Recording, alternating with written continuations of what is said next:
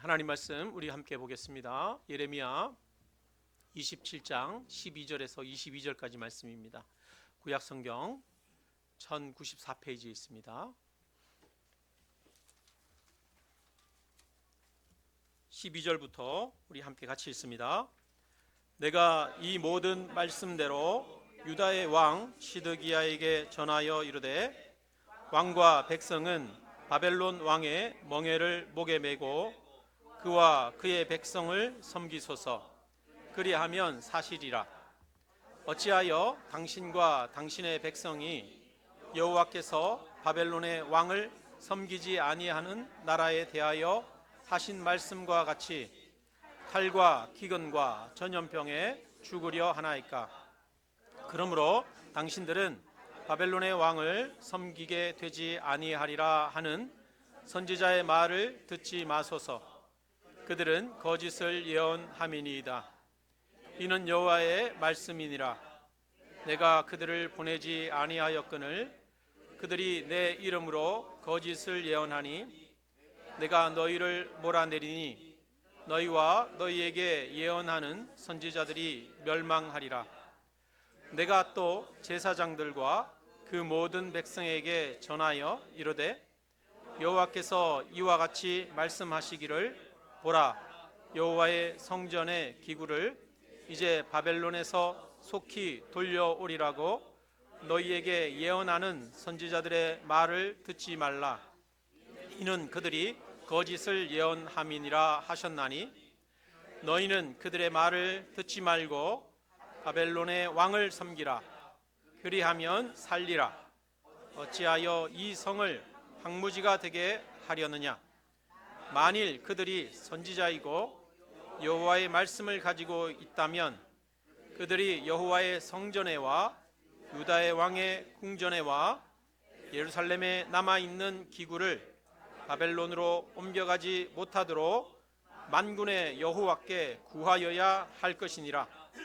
만군의 여호와께서 기둥들과 큰 대야와 받침들과 이 성에 남아있는 기구에 대하여 이같이 말씀하시나니 이것은 바벨론의 왕 느부갓네살이 유다의 왕 여호야김의 아들 여고니야와 유다와 예루살렘 모든 귀인을 예루살렘에서 바벨론으로 사로잡아 옮길 때에 가져가지 아니하였던 것이라. 만군의 여호와 이스라엘의 하나님께서 여호와의 성전과 유다의 왕의 궁전과 예루살렘에 남아있는 그 기구에 대하여 이와 같이 말씀하셨느니라. 그것들이 바벨론으로 옮겨지고 내가 이것을 돌보는 날까지 거기에 있을 것이니라. 그 후에 내가 그것을 올려와 이곳에 그것들을 되돌려 두리라. 여호와의 말씀이니라. 아멘. 네. 오늘 예언의 말씀은 시드기야 왕 때에 예레미야 선지자를 통해서 예언한 내용입니다. 시드기야는 21살에 유다의 왕이 되어서 11년 동안 통치를 했습니다. 그리고 유다의 마지막 왕이 되었습니다. 시드기야가 나라를 통치할 때, 그러니까 지금 예레미야가 예언하고 있는 이 시기는 나라의 국운이 완전히 기울어지고 피폐해지고 황폐해진 그런 때입니다. 유다의 후반부의 왕들을 보면 순서가 마지막 네 왕의 순서가 이렇습니다. 여호아하스, 여호야김, 여호야긴, 시드기야, 이렇게 네 왕이 있습니다. 이들의 통치 기간은 길지를 못하고 대부분 10년 정도, 짧은 사람은 8개월도 되었습니다. 유다가 망하기 직전에 뒤에서 네 번째 왕이 여호아하스인데요. 여호아하스 때에 애굽 왕 바로와 전쟁을 벌여서 패하게 됩니다. 그래서 애굽 왕이 예루살렘에 올라와서 여호아하스를 사로잡고 많은 배상금을 물리고 친 애굽 정책을 펼 수 있는 여호야김이라고 하는 왕을 세우고 떠납니다. 그러니까 여호아하스 때에 이 예루살렘이 애굽에 의해서 침탈당한 거예요. 그리고 나서 시간이 좀 지난 후에 이제 여호야김 때 다시 바벨론이 예루살렘을 침탈하게 되어집니다. 이때 이제 바벨론의 포로로 사람들이 많이 끌려가게 되는데요. 이때 사건을 1차 포로라고 합니다. 우리는 바벨론 포로 하면 바벨론에 한꺼번에 사람들이 다 끌려가고 그렇게 된 걸로 생각하는데, 바벨론 포로가 1차, 2차, 3차 시기가 있습니다. 이 바벨론 1차 포로 때 끌려간 사람 중에 유명한 사람이 있죠. 누구요? 다니엘. 네. 다니엘과 세 친구가 이 1차 포로 때 끌려갔어요. 그리고 성전에 있는 모든 좋은 것들은 다 가지고 간 겁니다. 금, 은, 기명과 거기에 있는 금붙이나 이런 것들은 다 긁어서 가져간 것이죠.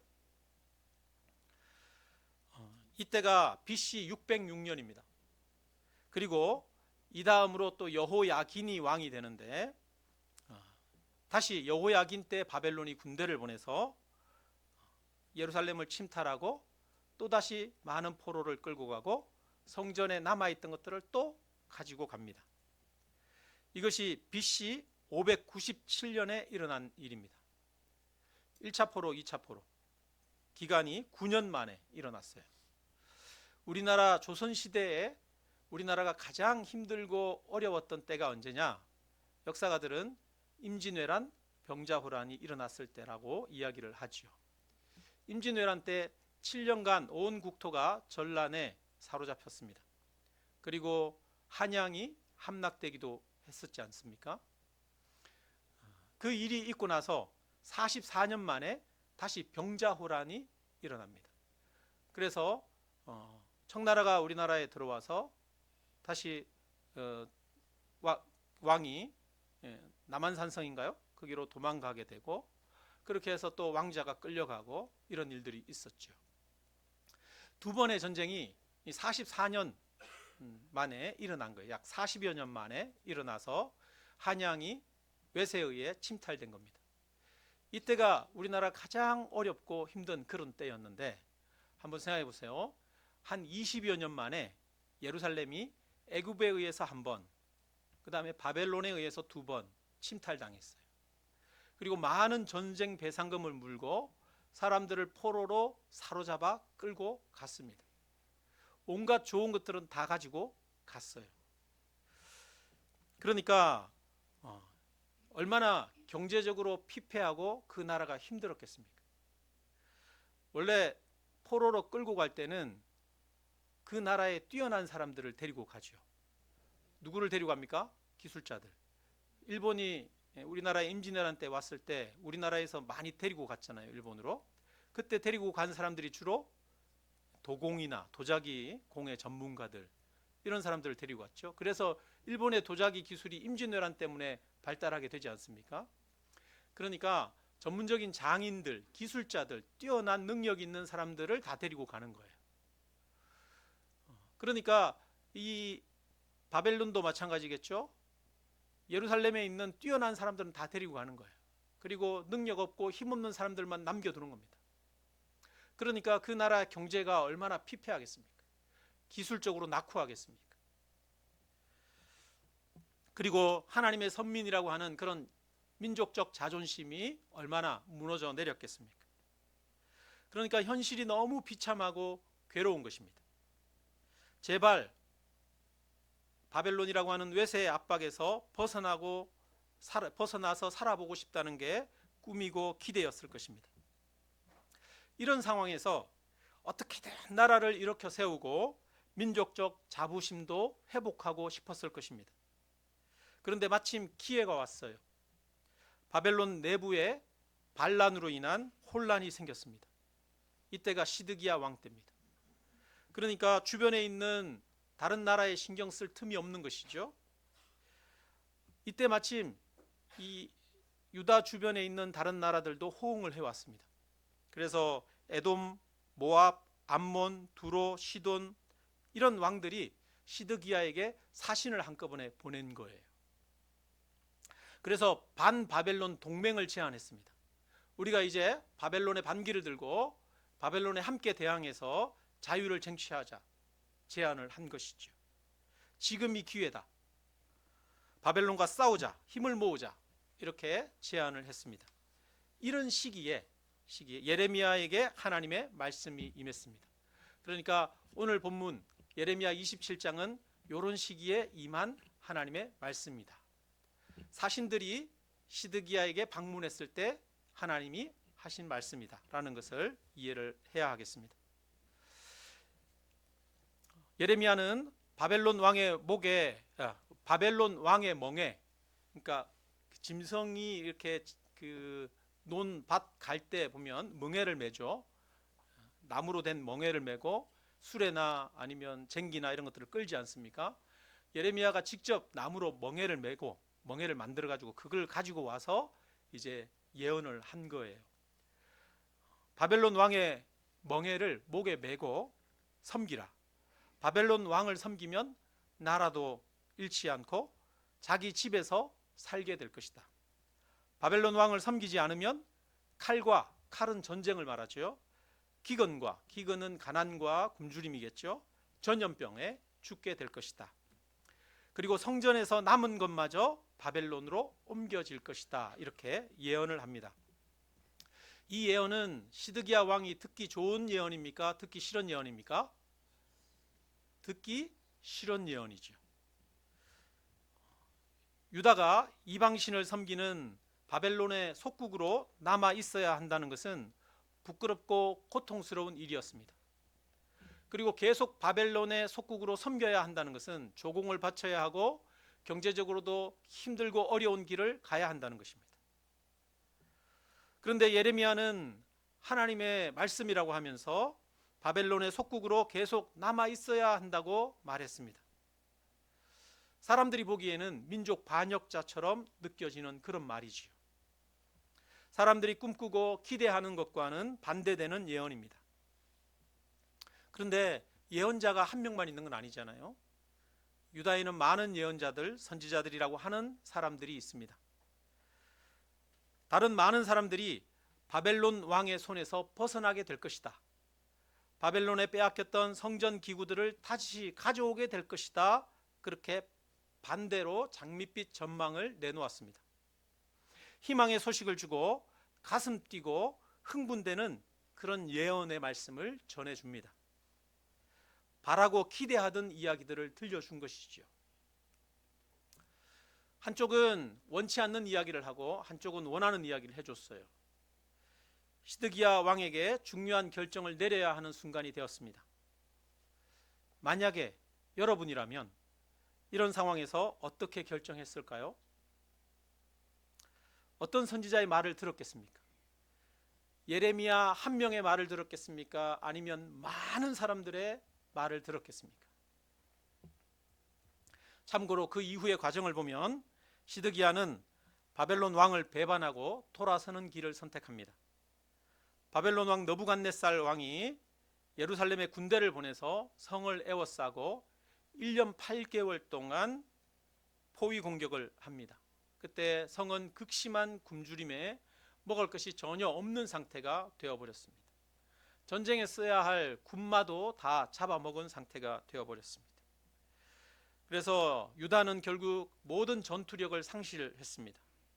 시드기야 왕은 한밤중에 성문을 열고 몰래 도망하다가 군대에게 잡혔어요.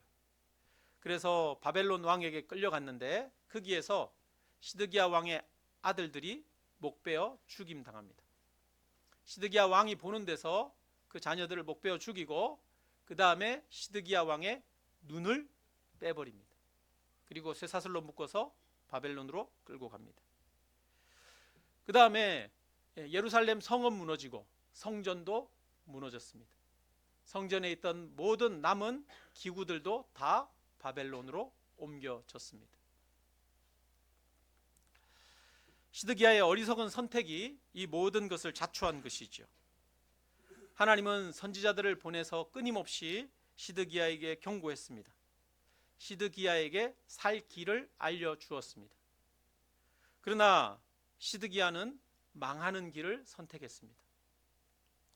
오늘날도 하나님은 우리에게 살 길을 알려주시는데 많은 사람들이 망하는 길을 갑니다. 저와 여러분 어떻습니까? 우리는 살 길을 선택하고 있습니까?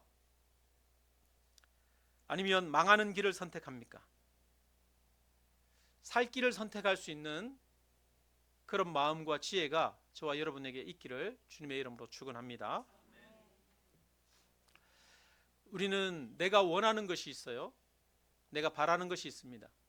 그런데 그것이 살 길이 아닌 경우가 있다는 것을 잘 알아야겠습니다. 이스라엘이 원하는 것은 바벨론 왕의 멍에를 벗어버리는 것입니다. 그러나 하나님이 주신 길은 바벨론 왕의 멍에를 매는 것이었습니다. 우리 11절, 12절을 한번 같이 읽어볼까요? 한번 같이 읽습니다. 11절.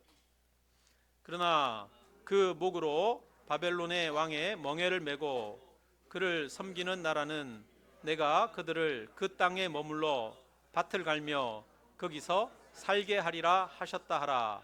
여호와의 말씀이니라 하시니라. 12절도 읽어볼까요? 내가 이 모든 말씀대로 유다의 왕 시드기야에게 전하여 이르되 왕과 백성은 바벨론 왕의 멍에를 목에 메고 그와 그의 백성을 섬기소서. 그리하면 사실이라. 아멘. 네. 때로는 내가 벗어버리기를 원하지만 져야만 하는 멍에가 있습니다.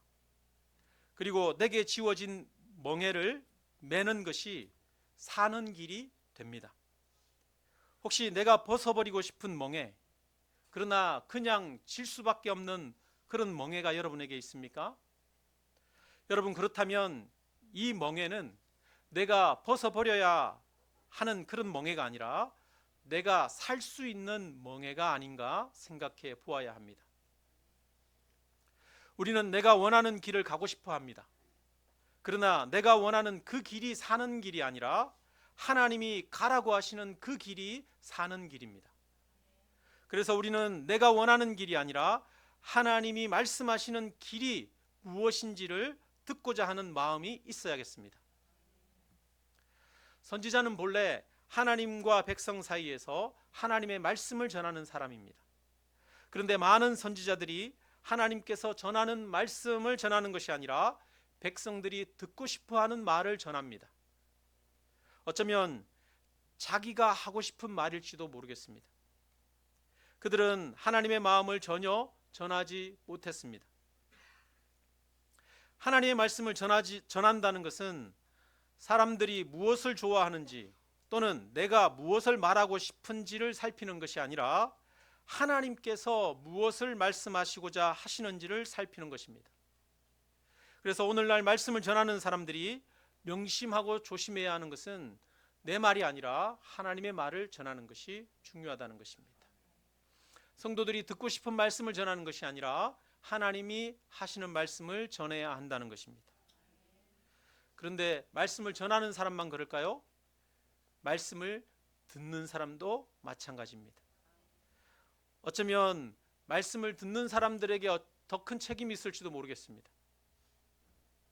듣는 사람들도 하나님의 말씀이 무엇인지 귀 기울이는 마음이 필요합니다.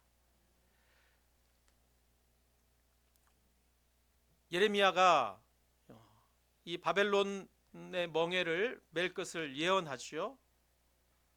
그런데 예레미야처럼 예언하는 사람은 없었어요. 다른 대부분의 예언자들은 반대로 예레미야와 반대의 말들을 전합니다. 왜 그랬을까요? 왜냐하면 고관들이 예레미야를 죽이려고 했거든요. 바벨론의 멍에를 메라, 예루살렘이 멸망할 것이다, 심판의 말씀을 전하니까 고관들이 예레미야를 죽이려고 할 때 한 관리가 예레미야를 건져냅니다. 그리고 나중에 시드기야 왕이 예레미야를 죽으라고 구덩이에다가 던져버립니다. 사람들은 하나님의 뜻을 전하는 선지자보다 자기가 듣고 싶은 말을 해주는 선지자를 좋아했습니다. 소비자가 있어서 공급자가 생기는 것이지요. 우리 14절을 같이 읽겠습니다. 그러므로 당신들은 바벨론의 왕을 섬기게 되지 아니하리라 하는 선지자의 말을 듣지 마소서. 그들은 거짓을 예언함이니이다. 네. 이 사람들이 예언하고 있어요. 바벨론 왕을 섬기지 아니하게 될 것입니다. 자, 16절 같이 읽습니다. 내가 또 제사장들과 그 모든 백성에게 전하여 이르되 여호와께서 이와 같이 말씀하시기를 보라, 여호와의 성전의 기구를 이제 바벨론에서 속히 돌려오리라고 너희에게 예언하는 선지자들의 말을 듣지 말라. 이는 그들이 거짓을 예언함이니라. 거짓 선지자들이 예언하는 것이 두 가지입니다. 하나는 바벨론 왕에게서 벗어나서 자유를 얻게 될 것이다. 두 번째는 빼앗겼던 것들, 그것을 다시 되찾게 될 것이다. 바벨론은 두 번이나 예루살렘을 침탈하고 포로로 사람들을 사로잡아가고 성전의 기명들을 빼앗아 갔습니다. 그러니까 얼마나 치가 떨리는 일이겠습니까? 그런데 그들의 손에서 벗어난다는 것이 얼마나 큰 기쁨이 되겠습니까? 근데 그것뿐 아니라 빼앗겼던 성전의 기구들을 다시 되찾을 수 있게 된다는 것입니다. 더 큰 기쁨이죠. 그게 뭔 기쁨일까 생각할 수도 있지만, 빼앗겼던 것들을 다시 되찾는다는 것은 성전의 기구들만 다시 되찾는 것이 아니라 다른 것들도 되찾는다는 것을 의미하겠지요. 포로로 사로잡혀갔던 사람들이 돌아온다는 것을 의미하는 것일 것입니다. 아마 예루살렘에 있던 사람들은 주변에 아는 가까운 사람들 한두 명이 아니라 수두룩하게 친구나 친인척들이 끌려갔을 것입니다. 형제들이 끌려간 사람들도, 부모가 끌려가거나 자녀가 끌려간 사람들도 있었을 것입니다. 사람들이 포로로 끌려간 후에 예루살렘의 인구가 줄고 예루살렘 도시는 활력을 잃고 황량하게 되었을 것입니다. 우리나라 지금 시골에 가면 시골에 애들이 없잖아요. 제가 살던 시골 마을도 한 150호, 200호 정도 되는 마을이었는데 저랑 같은 나이의 친구들이 남자만 13명이었어요. 150가정, 200가정에서 남자만, 제 동기가. 그런데 지금은 동네 아이들이 없어요. 할머니들만 있고 빈집들이 늘어갑니다. 저희 시골집도 비어 있어요. 여러분, 그렇게 예루살렘 성을 한번 생각해 보십시오. 사람들이 수만 명이 포로로 끌려갔어요. 그러니까 그 성이 얼마나 황량하게 되었겠습니까? 예루살렘 인구가 5만 명 정도도 안 되는데 거기에서 몇만 명이 끌려갔으니까 빈집투성이었겠죠. 10수년 전에 바벨론에 끌려갔던 친구들, 친척들, 형제들, 끌려간 가족들을 생각만 해도 눈물이 마를 날이 없었는데 그들이 다시 돌아온다는 이 말이 얼마나 기쁜 소식이 되겠습니까? 생각만 해도 가슴이 벅차고 위로가 되는 말들입니다. 거짓 예언자들은 사람들의 그런 아픔과 고통을 너무 잘 알고 있는 것입니다. 사람들이 무엇을 원하고 소망하는지도 잘 알고 있습니다. 어쩌면 거짓 선지자들은 하나님의 말씀을 듣지 않고 그저 사람들에게 위로를 주고 희망을 주고 용기를 주고 싶었을지도 모르겠습니다. 거짓 선지자들이 일부러 거짓말하고자 악의적으로 한 것이 아니라 그들이 사람들에게 위로를 주는 말만 했기 때문에 그것이 더 문제가 될 수 있는 것이지요. 여러분, 진실을 말하지 않고 진리를 말하지 않고 상대방의 감정만 헤아리고 위로만 해주는 말은 거짓 선지자가 될 수 있습니다. 저와 여러분도 그렇지 않습니까? 우리는 다른 사람에게 진실을 말하는 사람입니까? 아니면 상대방의 감정만 헤아려서 위로만 주는 사람입니까? 아니면 저와 여러분은 다른 사람들이 아픈 진실을 나에게 이야기하는 것이 아니라 나를 위로하고 내 감정을 이해해주고 용기를 주는 그런 말을 해주기를 원합니까?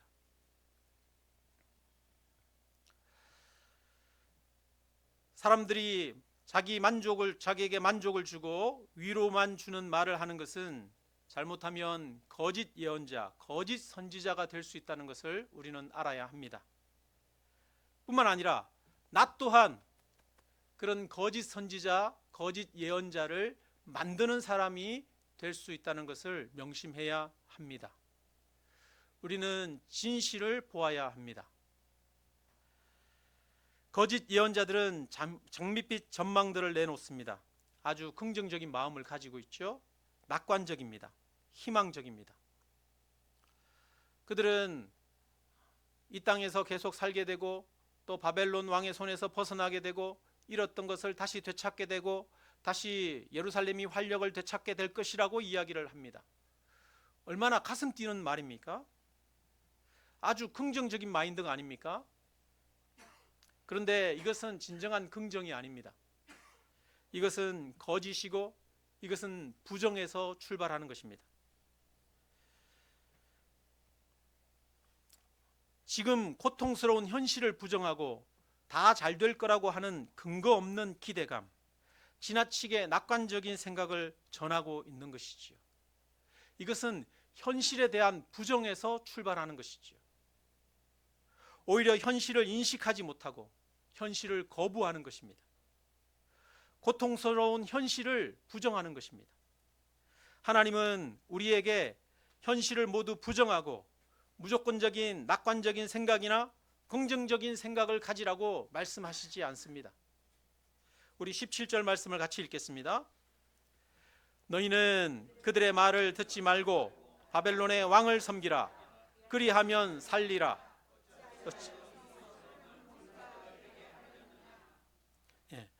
바벨론 왕이 현재 세상을 통치하고 있습니다. 대제국을 이루고 주변의 나라들을 복속시키고 있습니다. 이것이 현실입니다. 이것이 좋든 싫든 이 현실을 부정할 수는 없습니다. 단순히 감정을 앞세우고 민족적 자존심을 앞세워서 현실을 왜곡해서는 안 됩니다. 내게 주어진 현실을 인정해야 합니다.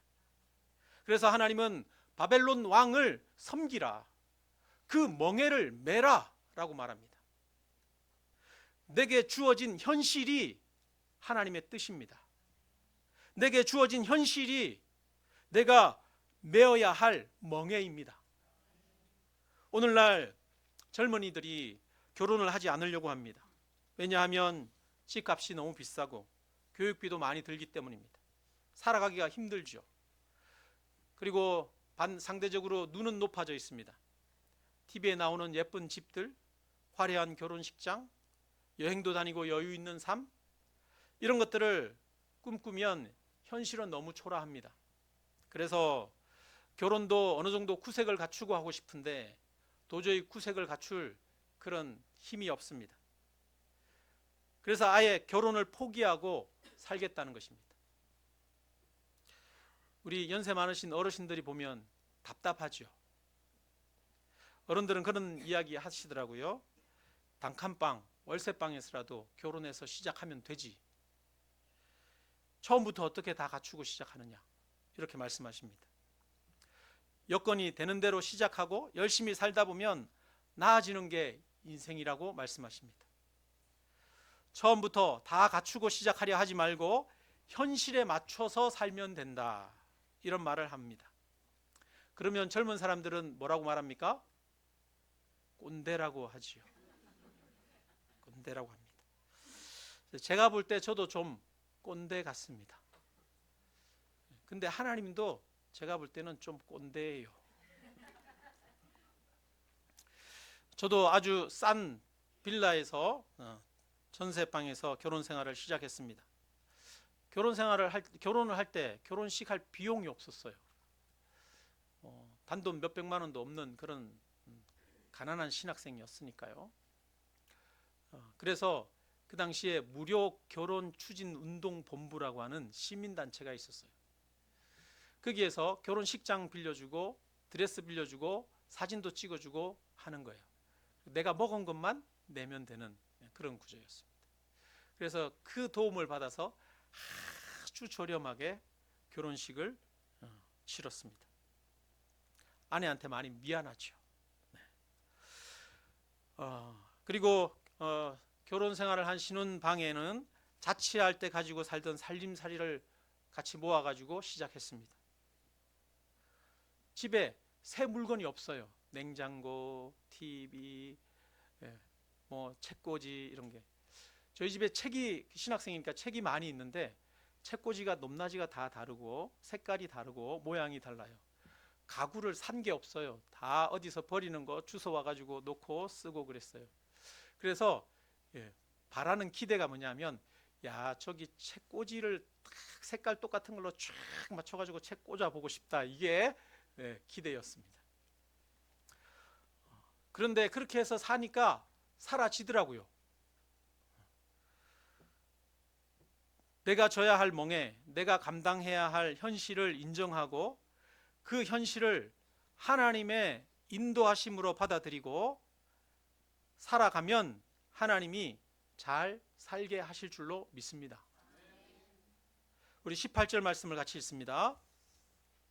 만일 그들이 선지자이고 여호와의 말씀을 가지고 있다면 그들이 여호와의 성전에와 유다 왕의 궁전에와 예루살렘에 남아있는 기구를 바벨론으로 옮겨가지 못하도록 만군의 여호와께 구하여야 할 것이니라. 아멘. 지금 거짓 선지자들은 바벨론에서 약탈해 갔던 그 성전 기구들을 다시 되찾아올 것을 예언하고 있습니다. 그런데 예레미야는 빼앗겼던 것들 되찾아올 생각하지 말고 지금 남아있는 것, 가져가지 못한 것들은 대부분 큰 높바다, 큰 물통, 노수로 된 큰 기둥, 가치도 별로 없는 것들, 이런 것들만 남아있거든요.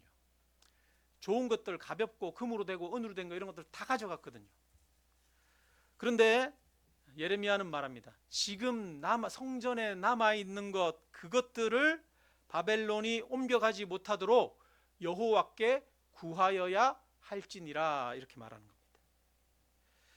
지금 없는 것 가져올 생각하지 말고 지금 가지고 있는 것, 그것을 잘 지키도록 기도하라는 겁니다. 긍정적인 사람은 내게 없는 것을 소망하는 것이 아니라 내게 있는 것을 감사하고 내게 있는 것을 잘 가꾸고 내게 지금 있는 그것을 잘 지키는 사람이 긍정적인 사람입니다.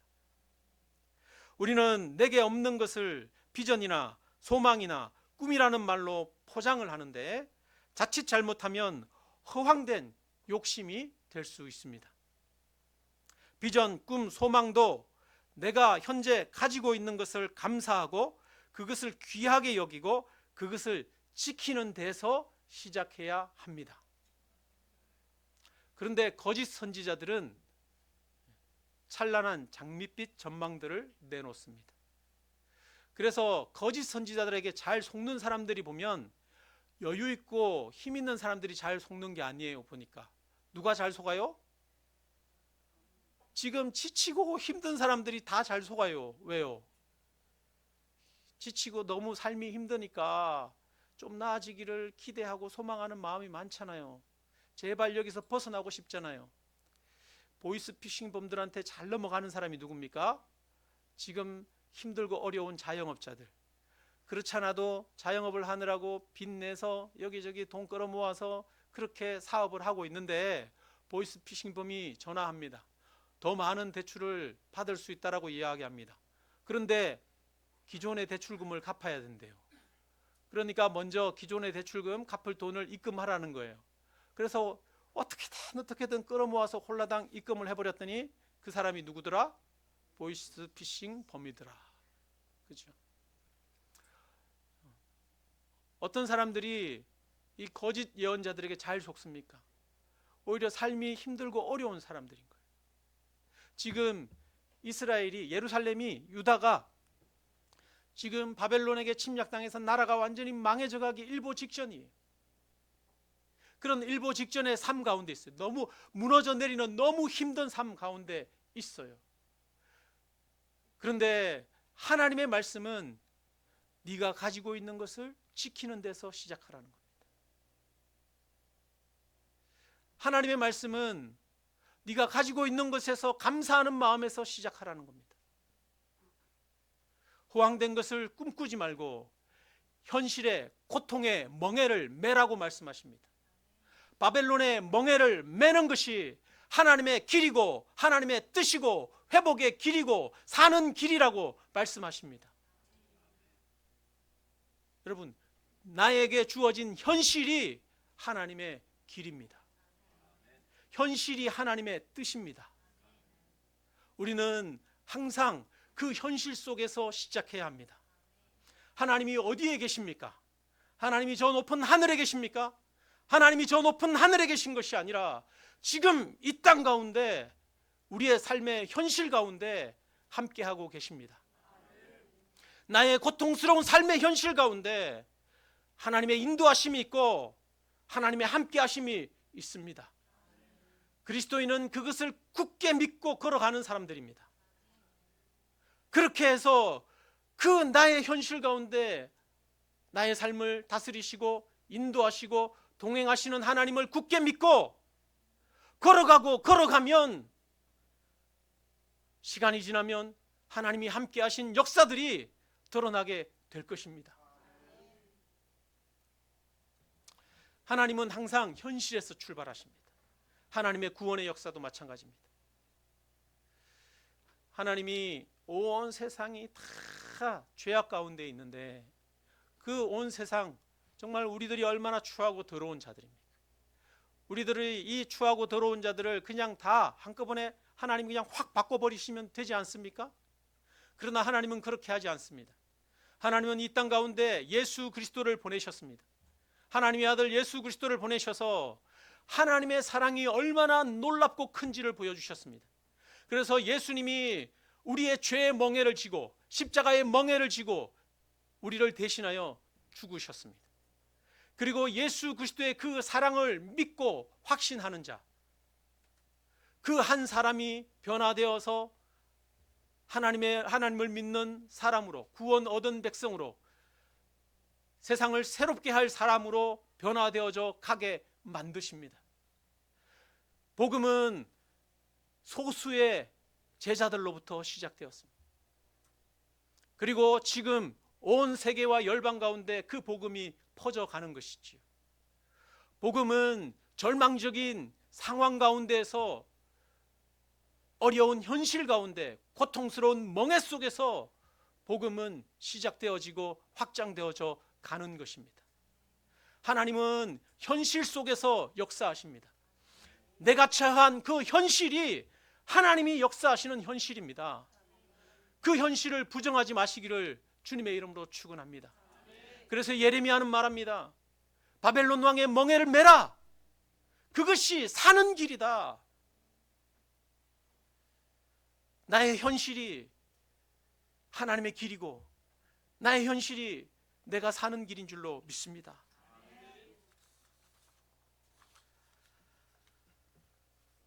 말씀을 마칩니다. 여러분, 하나님은 우리에게 하나님의 뜻을 보여주십니다. 그 뜻은 결코 신비한 것이 아닙니다. 나에게 주어진 현실이 하나님이 원하시는 뜻입니다. 혹시 지금 내가 처한 현실이 고통스러운 멍에처럼 느껴지십니까? 지금 주어진 이 현실을 벗어버리고 싶으십니까? 그러나 하나님은 현실을 완전히 초월하여 역사하시지 않습니다. 지금 내게 주어진 현실 속에서 하나님은 함께하고 계십니다. 지금 나에게 주어진 나의 현실이, 나의 멍에가 나를 살게 하고 나를 인도하는 하나님의 뜻이라는 것입니다. 그래서 매일매일 내가 처한 현실 속에 내가 가지고 있는 것들을 지키기 위해 하나님 앞에 감사함으로 걸어가는 그런 저와 여러분 되시기를 주님의 이름으로 축원합니다. 하나님은 멀리 계시지 않습니다. 나의 삶 가운데 함께하고 계십니다. 우리 함께 찬양합니다.